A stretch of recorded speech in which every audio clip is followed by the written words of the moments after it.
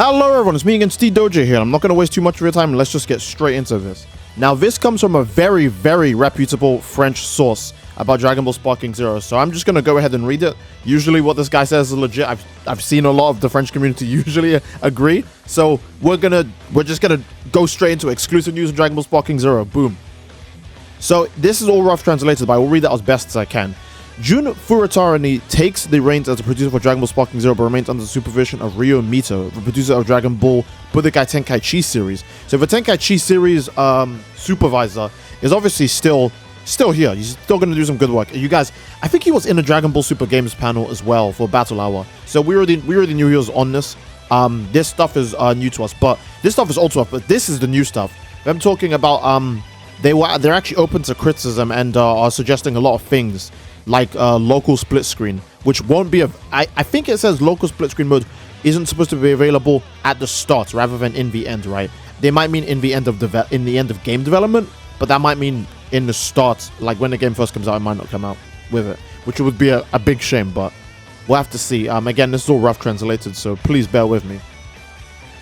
Not because of the developers, but because of issues with Sony and Microsoft, which makes it difficult to adapt with split screen mode. They're trying to find a solution, but for now there won't be a split screen display, perhaps due to Sony and Microsoft policies favoring the sale for more consoles. This will not be the first time such a situation has occurred. The situation could still evolve as the team is aware of the demand. The developers have mentioned that adapting games on Xbox Series S are particularly challenging. Dragon Ball GT characters will be included perhaps as part of the base roster or as DLC. The game will also include fusions like Gogeta, Vegito, Gotenks, and naturally. There is no specific release date at this time.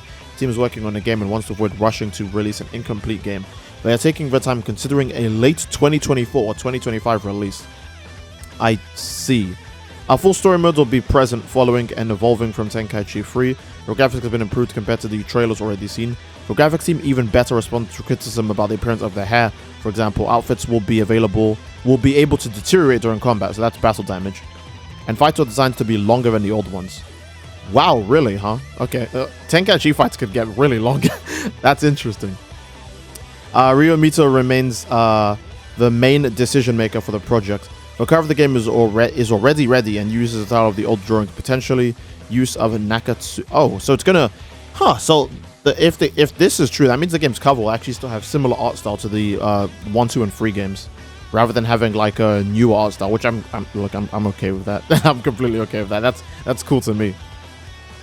Several other trailers will be released in the coming months, each time presenting new features. Characters from Dragon Ball movies will be included, up to Gohan Beast probably. A special effort is put into the sets for better immersion, the human eye being more receptive to immersion thanks to the sets. The team listens very much to the community on Twitter and via email to improve. Yeah, they have been taking, they actually were asking for suggestions through email and through Twitter about Sparking Zero, so I do remember that.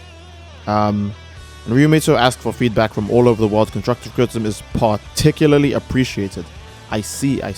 That's okay. There's a lot to go through here. I don't know where I'm gonna start with this, but I want to say some of this is obviously speculation from the official Twitter account, right? Well, from this Twitter account, or whoever they got this from, right? Because there are some parts that clearly speak from the third person, and there are some parts that do sound like they'd be pretty unconfirmed, like the release date or talking about up to Beast Gohan probably.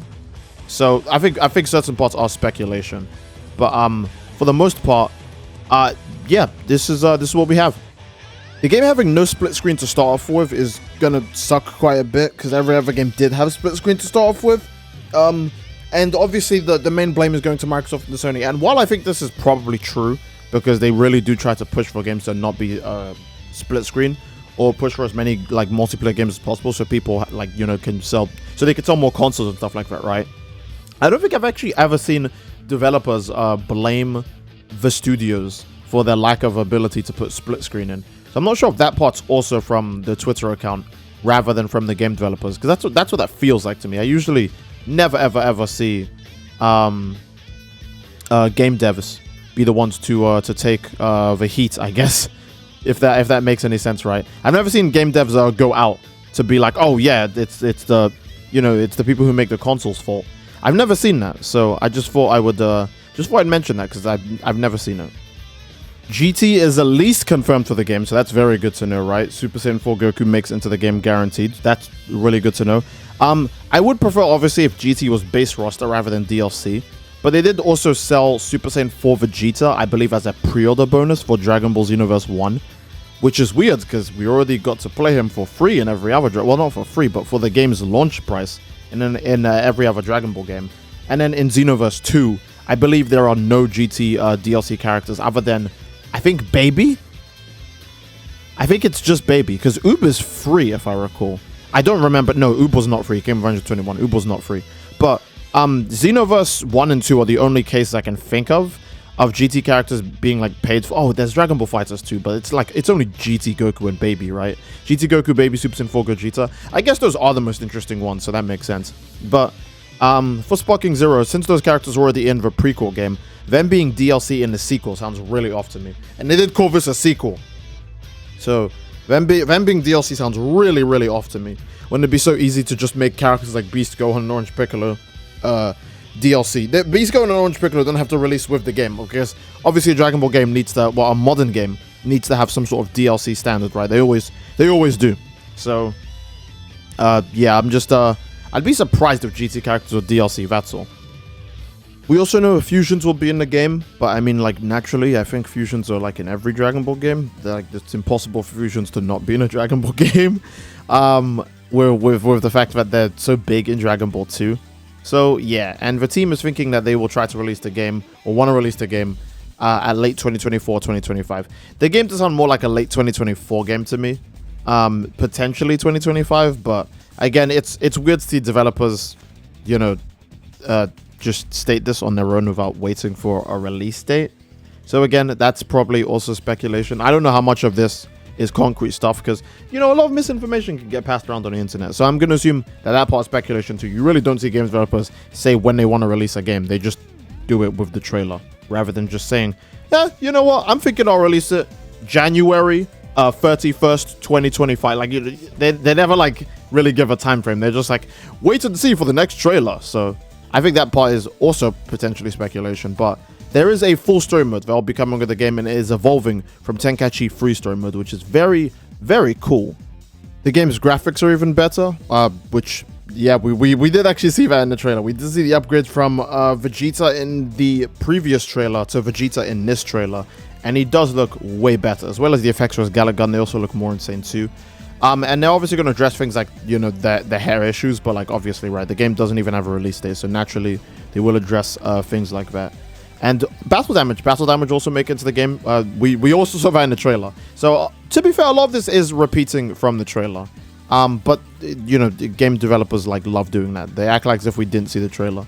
So yeah, it'll take a bit, but several trailers leading up to the game's release, which is good to know, because I'd love to see a really, really cool character of yours in a trailer. I'd love to just see like Beast Gohan in a trailer, or Giant Orange Piccolo. God damn, could you imagine if we see Giant Orange Piccolo Cell Max in a trailer?